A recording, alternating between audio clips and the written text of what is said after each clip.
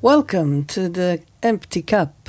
I'm Tsering Padron, and this podcast is a small pause in the middle of our busy lives. A moment to look more closely at our mind, at our reactions, our fears, our hopes, and also the possibility of meeting life with more clarity and kindness. And these reflections are not about having the right answers. There is no right or wrong here. They're just invitations to slow down, to question the things we assume, and perhaps be more open to the simplicity of the moment. So wherever you are, just take a breath, hold your empty cup, and let us pour some tea for thought.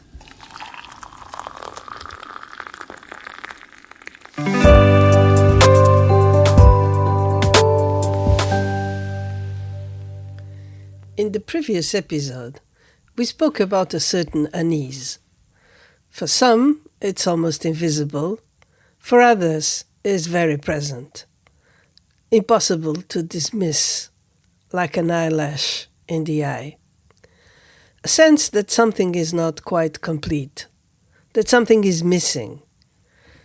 And we saw how, most of the time, we try to move away from it. We cover it. We feel it. We organize our lives around not feeling it too directly. But what happens if we do not? What happens if for a moment we stop trying to replace what feels missing? There is a kind of sadness that appears there. But it is not what we usually call sadness. It is not depression, not despair. It's something quieter, a kind of longing. It often appears when something falls away. A person, an expectation, an idea of how things should be. Something that often reveals itself when what we are leaning on falls away. A relationship, an expectation, an imagined future, something we thought would complete us. And when it disappears, there is this moment. Before we rebuild the story, before we find something else, before we move on, a moment where the heart is unprotected, raw, open, and what we feel there is not only the loss, it is the simple fact of being open. Without the support we were relying on, without the idea that something will fix this.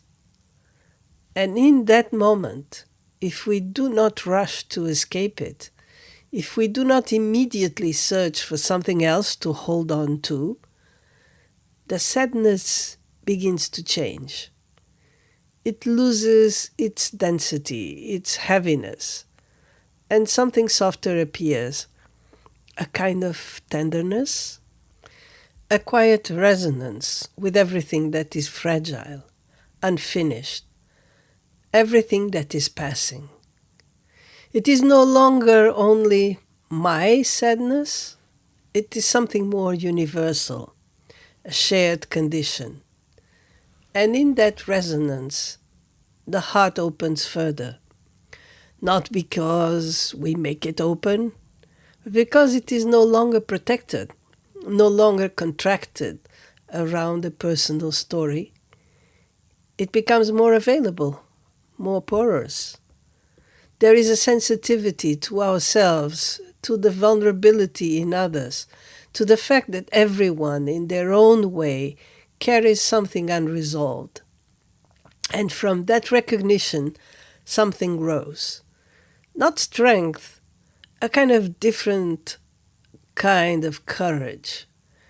The courage to remain open, even when nothing is resolved, even when nothing is promised, even when life does not give us what we hoped for. And this openness it's not dramatic. It's actually very simple. It's a refusal to close, a willingness to feel, a willingness to stay. And perhaps this is what we could call the heart of sadness. Not something to fix, not something to escape, but something to understand, something that reveals a different way of being. Because when the heart does not close, when it remains open, even in discomfort, there is a quality there that is very close to love. Not love as an emotion in the ordinary sense, not love as attachment, but love as sensitivity and openness, as a natural responsiveness to what is.